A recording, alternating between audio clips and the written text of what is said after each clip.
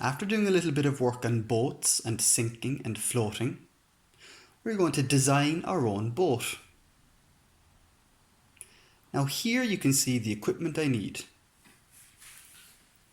Elastic bands, an empty plastic bottle. I have 2 chopsticks, but you can use other things that are straight.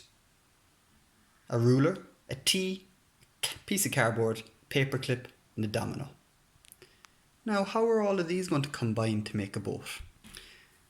The 2 most important parts of a boat are the hull, which is the bit that goes in the water, or the main body of the boat, and the propeller, the part that spins around to make the boat move.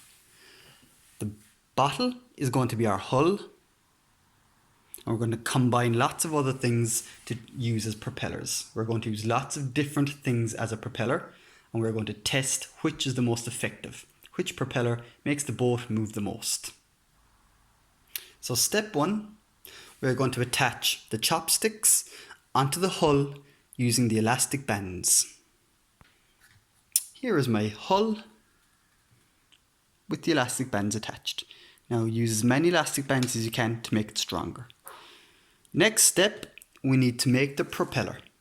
And I have 5 different types of propellers I'm going to use. First one I'm going to use is the cardboard. So now we need to attach the cardboard or the propeller to the hull. I have a bit of a problem. My chopsticks are after coming off the bottle because I don't have enough elastic bands. So I'm going to put some more elastic bands around here to try and keep my chopsticks firmly in place. Much better.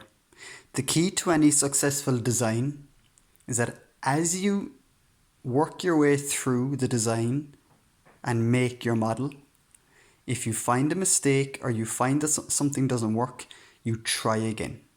You try something different and then you try again. Next step, I'm going to put my propeller into the elastic band like this. I'm going to slide it in and then twist it around and around and around, and you'll see what happens.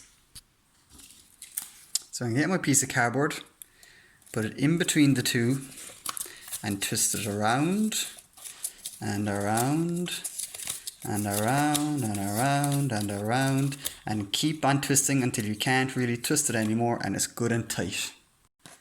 Okay, so I think mine's tight enough. Now I'm going to let it go and let's see what happens. Can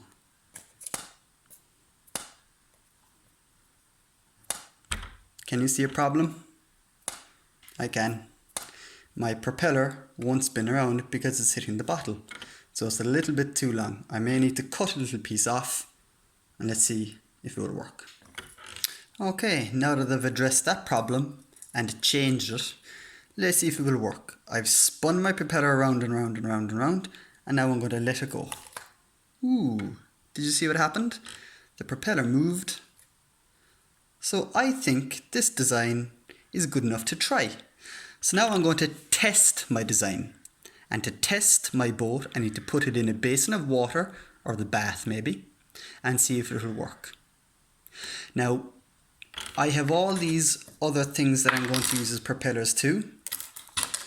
And you can gather as many things as you can around the house that might work as a propeller. Try different elastic bands. Try thin ones, thick ones, short ones. See which propeller is the best for your design.